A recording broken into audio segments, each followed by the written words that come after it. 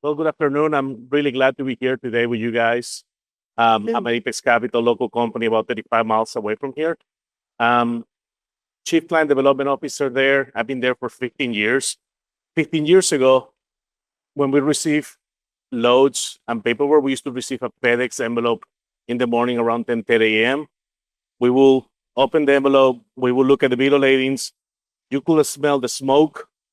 You could see the coffee stains, and you knew you had good paperwork that you can pay on and you're going to collect on. This industry is transforming really fast, and now everything's moving so quickly, which is one of our selling points is we can fund a carrier within minutes of delivering the freight. But that's also our weakness. The faster we move to get the money to the carrier, the more prone are we for being on the receiving end of fraud. So that's the main reason that factoring is a prime target for fraud. Is because of we're trying to serve that client base. We're trying to get their money to them so they can move to their next load. Also, emphasis on speed and reliance on paperwork over physical goods. We rely on rate confirmations. We rely on bill of ladings, broker verifications to make sure that the rate that we're paying on it is solid. We don't have a physical good. We don't have an asset that we can inspect. It's all paperwork, and we're trusting that the paperwork that we're receiving it's solid, and that's problematic in this industry. So we're underwriting trust in a very low touch and a high speed environment. So we receive. I wanted to give you more insight on how we deal with fraud. We have, I will say, three types of main fraud. We have a prospect fraud identity. These are people that are coming in trying to sign up with us as with the intention of commit fraud from day one. These are people that have built a synthetic profile, building an identity with a DOT.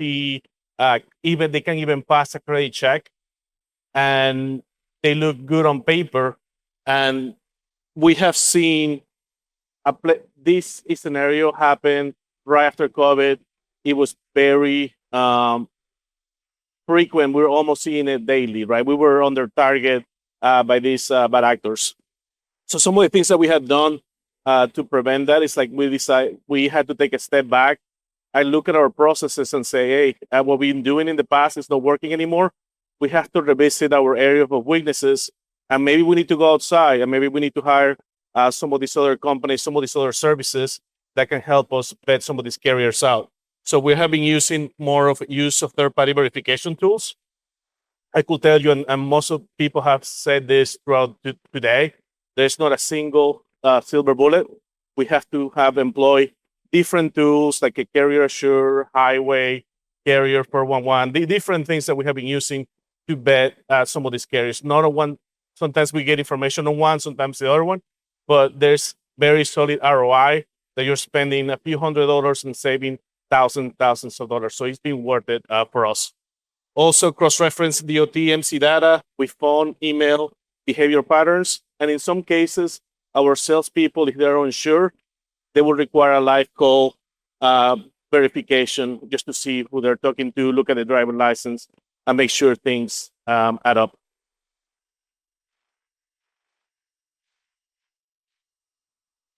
These are our wall of shame. These are some of the ones that we receive applications for. I remember the E being very excited when she applied. We actually funded that account, and after we funded that one, it seems like the word got out. We start receiving more and more applications because they work. These bad actors working. They have Telegram channels where they talk, and they probably saw some vulnerabilities in our processes, and we start receiving that. The good thing is that we can step back, look at everything, and they put things in place right away to prevent some of these from happening. I mean, you could train your staff to look at some things in pictures and look at the doesn't have ears or that is in top of one, or you could use third-party verification tools like Authentics, Clear, to make sure the driver licenses that you're getting are fine. The other piece is that we receive from fraud from our side is a client fraud. And this one to me is the one that hurts the most because these are carriers that we have been working with. Sometimes I know them in person. I have come to their office, meet their family, even take them out to dinner. And these are people that came into the industry trying to make a living. And when things get high, one of them told me, hey, if it comes between you and my family, I'm going to take care of my family.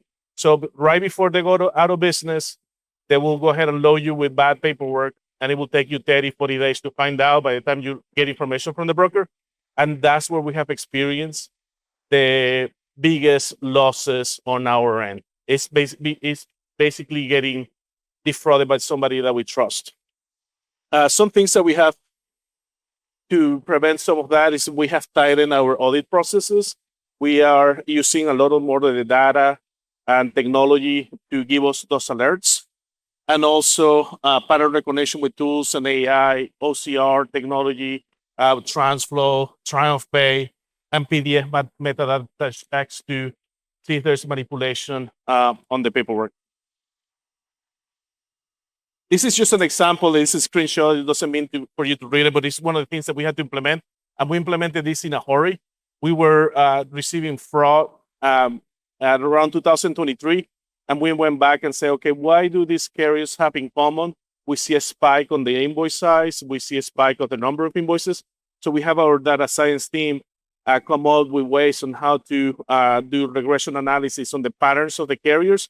And we use the AI and machine learning to figure out when these carriers are shifting from the normal pattern compared to the peer groups and what the market is doing. And that way, the AE is receiving alerts on where to look for the paperwork closely or when to conduct verifications.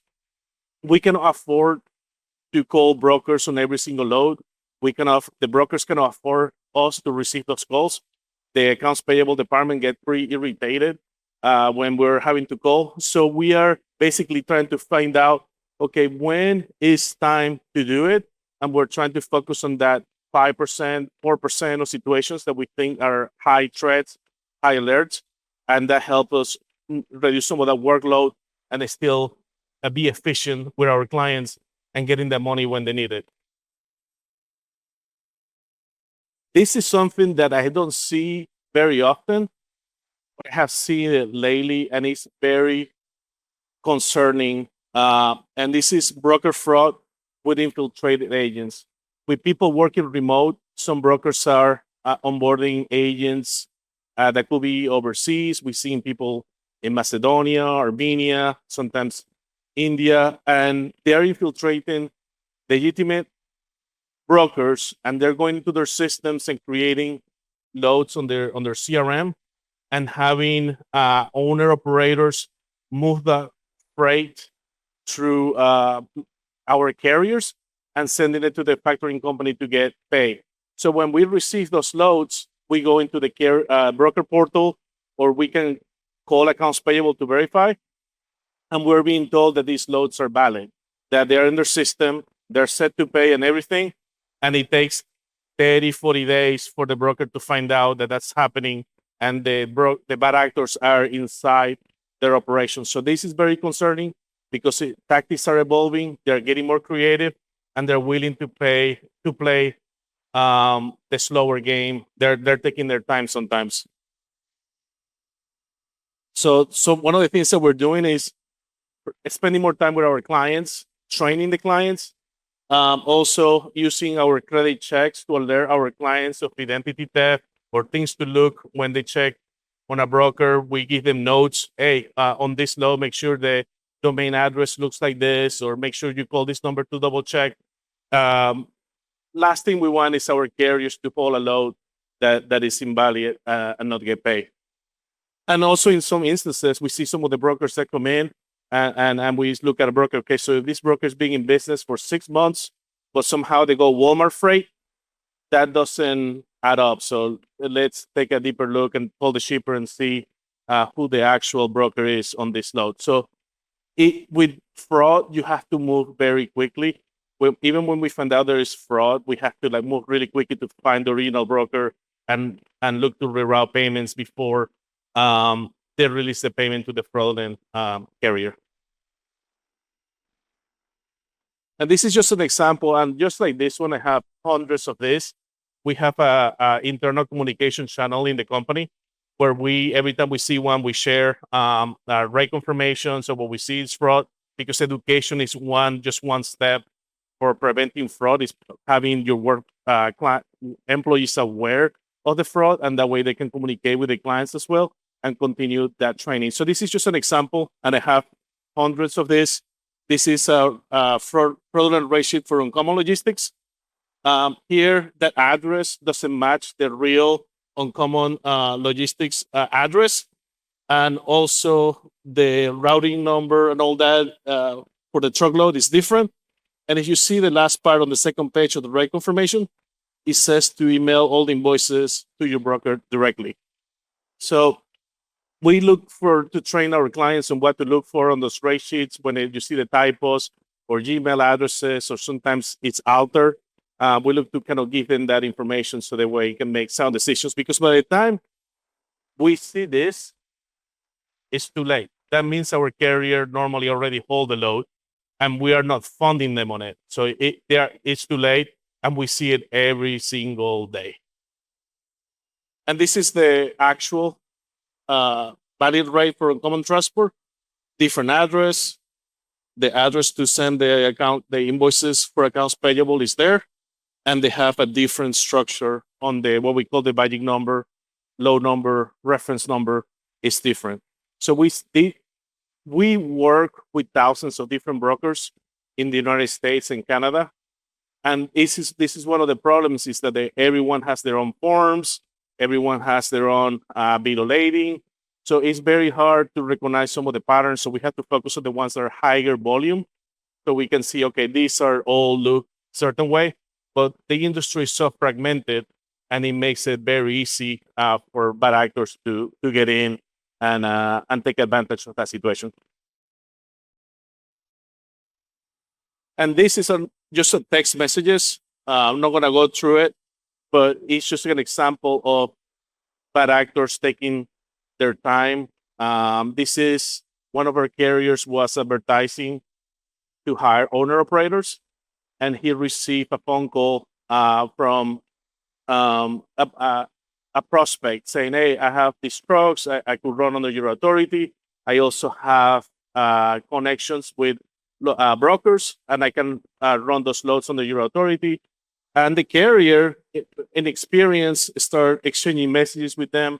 Eventually, they start receiving the rate confirmations from the actual broker, and having this owner operator deliver the freight. And this owner operator was taking their time. Yeah, I'm delivering on Wednesday. And then on Wednesday, I'm going to send you another bill of lading. I'm going to deliver the other 3 loads on Friday. So this could go on for times. And when you're going back to the broker and you're checking their website, you're checking their portals, and everything looks like it's valid, then you think you're okay. So you just we're just training our clients to be very mindful. And if it sounds too good to be true, is to kind of double check. And we tell them, hey, just give us a call, and we can do a little bit of that research for you before you do some of these things. So it just kind of tells you that this industry, with the way the processes are different, brokers are doing different onboarding, carriers are onboarding owner operators, just looking to sometimes making a quick buck. There's just a lot of processes that are sloppy, and people know this, and that's what we're getting taken advantage of. So it's just a very dire situation that we're in. We're finding ourselves that we are a step behind. A lot of the things that we have implemented is because we have learned the lessons, and we're going back to adjust. It's not because we're ahead of the curve preventing the fraud. So what are some of the root causes of the fraud that we see? One is desperation, declining margins. I mean, it's no secret that we have been going through a freight recession. People know, hey, I can, instead of working and doing all this work, I can take advantage of the loopholes or different weaknesses that these companies have, and they're taking advantage of that. They are pushing the boundary. It used to be that we will have a carrier and they will add a little bit of attention to their rate confirmation, or maybe take an advance from the broker and not notate that or disclose that. Now they're just basically going for retirement now. They just want to really hit the mother load. Another one is after the pandemic, a lot of people went to work remote. People are onboarding. I'm dealing with dispatchers that are in Armenia or overseas. So there's just a lot of people working remote. We used to be able to meet clients face to face. And with the remote work, VPNs, and all that, it's just becoming much more easier to commit fraud. And also, brokerage and carrier onboarding is often weak.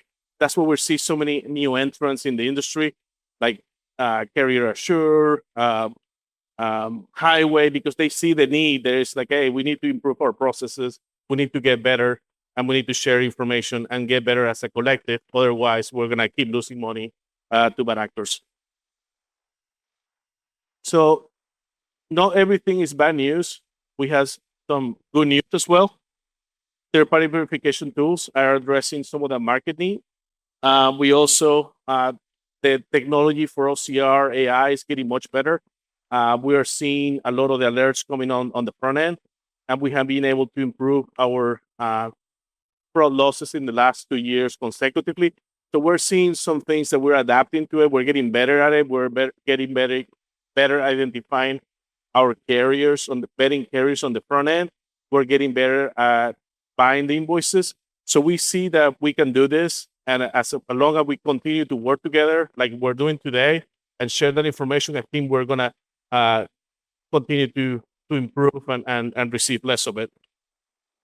AI tools, hey, they use AI to create this fake driver license. We can use AI too, and also improve. And the main thing for us is the communication.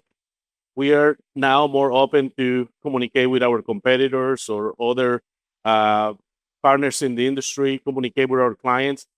Creating that awareness goes a huge step. So oftentimes I've talked to carriers and they cannot even believe that rate confirmation could be altered where they're getting those loads from the load board. So there's just a lot of education that needs to happen because for us, the fraud prevention starts with our carriers.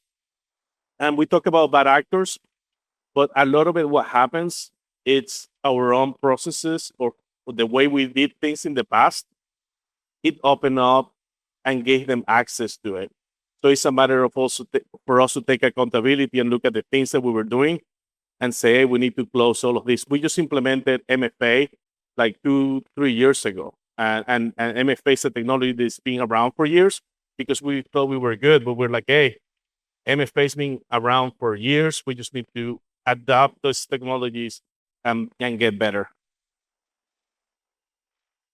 So for some final thoughts, evolving fraud necessitates we just need to continue to adapt. Collaboration is necessary. Continue to train the clients and use the technology and partnership, and it's essential for security. One thing I could tell you is with some of these services that we have adopted, it's not a finished product.